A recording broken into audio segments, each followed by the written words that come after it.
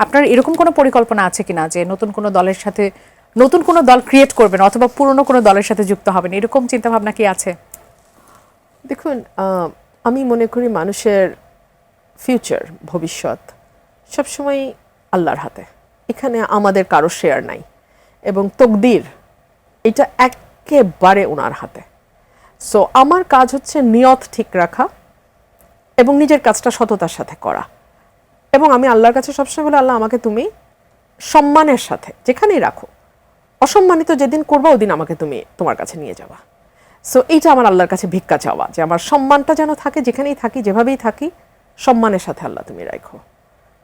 এই আর গোলামি ওটা একমাত্র আল্লাহর, এই হক কারো না।